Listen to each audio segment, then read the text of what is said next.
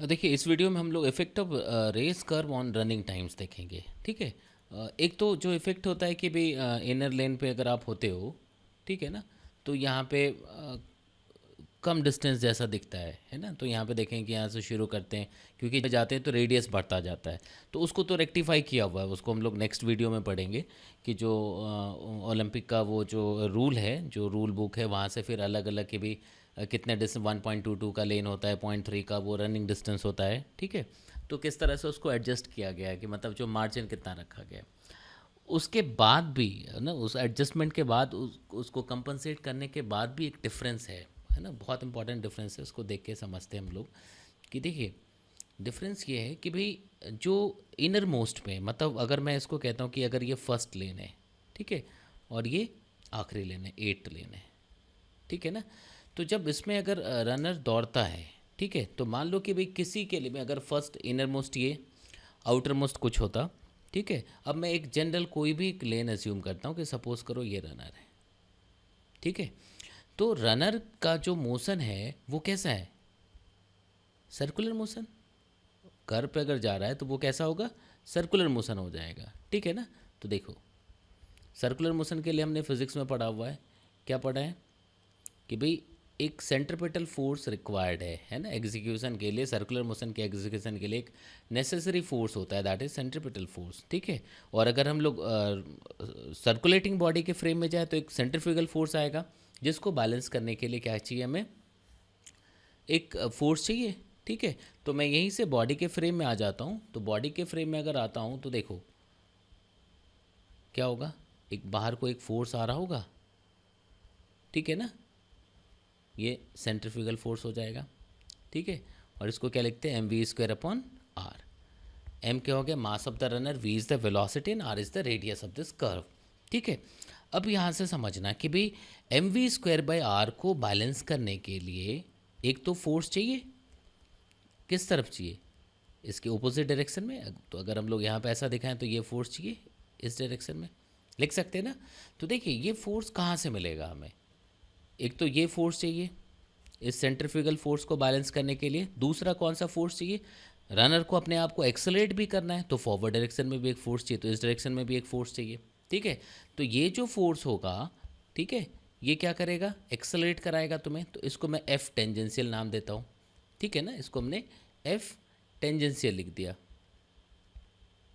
लिख सकते। और एक दूसरा फोर्स चाहिए, है ना, उसको हमने लिख दिया एफ सेंट्रीपिटल। यहाँ तक समझ आ रहा है?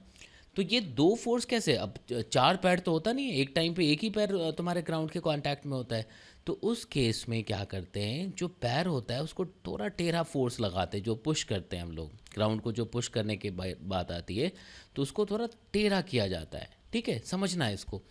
तो टेढ़ा करने से क्या होता है, जब ग्राउंड को हम लोग टेढ़ा अलग डायरेक्शन में पुश करेंगे तो वो न्यूटन्स थर्ड लॉ आएगा, ठीक है ना। न्यूटन्स थर्ड लॉ आने का मतलब क्या हो गया? To every action there is an equal and opposite reaction, ठीक है। तो देखो अगर हमने इधर बैकवर्ड डायरेक्शन में पुश करने की कोशिश की इस डायरेक्शन में, तो जो ग्राउंड हमें फोर्स देगा वो इस डायरेक्शन में होगा, ठीक है। और ग्राउंड जो इस डायरेक्शन में फोर्स देगा, तो इस फोर्स के दो कंपोनेंट होंगे, जो एक टेंजेंशियल में आ जाएगा, दूसरा जो सेंट्रीपिटल को बैलेंस, सेंट्रीपिटल प्रोवाइड करेगा। मतलब अगर बॉडी के फ्रेम में जाए तो mv²/r को बैलेंस करेगा। यहाँ तक समझ आ रहा है? अब अगर सेम वेलोसिटी भी एज्यूम करते हैं, तो जो इनर मोस्ट सर्कल पे है उसके लिए रेडियस कम है, जो आउटर मोस्ट सर्कल पे है उसका रेडियस क्या है? ज़्यादा है। तो जब रेडियस बढ़ जाएगा तो रिक्वायरमेंट जो इस सेंट्रल फोर्स की है, सॉरी सेंट्रीपिटल फोर्स की है, वो कम हो जाएगा।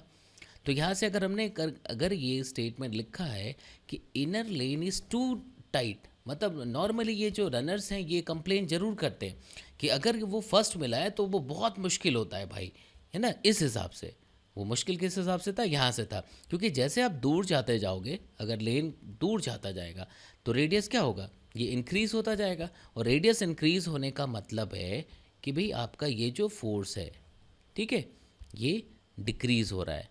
तो अगर ये फोर्स डिक्रीज़ हो रहा है तो सेंटर की तरफ जो फोर्स लग रहा है वो भी कम होना, कम की रिक्वायरमेंट होगी।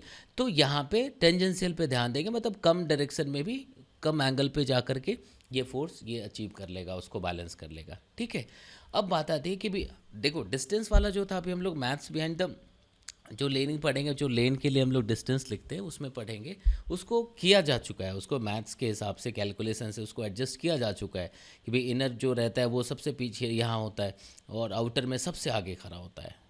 ठीक है, स्टार्टिंग पॉइंट पे फिर भी inner lane is too tight ऐसा कहते हैं। तो इसका मतलब ये हुआ कि भाई सब बाहर आना पसंद करें कि यार मैं आउटर मोस्ट में चला जाऊंगा, लेकिन फिर से आप देखोगे तो आउटर मोस्ट में बहुत कम गोल्ड मेडल मिले। अगर आउटर मोस्ट लेन में दौड़ते हैं तो बहुत कम गोल्ड मिले हैं और रनर रहना भी नहीं चाहता है। ठीक है, इनर में भी नहीं रहना चाहता और एकदम से आउटर में भी नहीं रहना चाहता। इस बार मेरे ख्याल से 2016 के रियो ओलंपिक में जो वोल्ट ने 400 वाला जो रेस जीता था उसमें शायद वो फोर्थ लेन में था शायद, मतलब मैं कंफर्म नहीं हूँ, एक बार आप देख लीजिएगा। तो देखिए यहाँ पे क्या है कि भाई तो आउटर मोस्ट में क्या परेशानी है, तो ये साइकोलॉजिकल परेशानी है, या फिर इसको हम ऐसा देख सकते हैं कि भाई आउटर मोस्ट में जो होता है उसको सबसे आगे खड़ा होना होता है। वो मैथ्स पढ़ेंगे अभी हम लोग, है ना, कि ऐसा क्यों होता है, वो डिस्टेंस में को एडजस्ट करने के लिए तो सबसे आगे खड़ा होता है और जो इनर मोस्ट है वो सबसे पीछे है।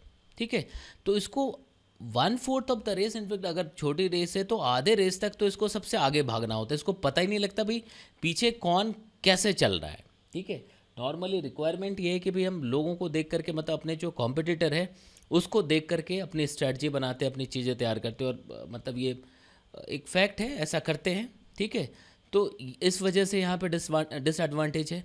फर्स्ट में ये बहुत टाइट है इस वजह से, सेंट्रीपिटल के इस वजह से डिसएडवांटेज है। तो बीच वाला जो होता है वो ड्रीम लेन कहा जाता है, ये बीच वाले में अगर मिल जाए तो बहुत आसानी रहती है। ठीक है, तो अब देखिए एक बार समझिएगा इसमें क्या हो सकता है ना। जो फिज़िक्स था, जो मैथ्स लगना था वो मैंने यहाँ पे समझाने की कोशिश की, बता दिया। एक नेक्स्ट अभी तुरंत वीडियो मैं अपलोड करूँगा, उसमें मैथ्स होगा कि भाई एग्जैक्टली कैसे 400 मीटर के लिए मैं एक एग्जांपल ले लूँगा कि भाई 400 मीटर को कैसे कैलकुलेट करके पहुँचते हैं, वो लेन कैसा सेमी सर्कल होता है, देन स्ट्रेट फिर सेमी सर्कल हो जाता है। ठीक है, तो कितना डिस्टेंस, मतलब बिटवीन टू रनर्स कितने का डिस्टेंस का गैप रहता है, मतलब शुरू में ही, मतलब इनिशियल फेज डिफरेंस कितना कहा जाता है डिस्टेंस वाइज। ठीक है, तो मेरे ख्याल से ये समझ आया होगा आपको, आप देख लीजिए एक बार। ठीक है।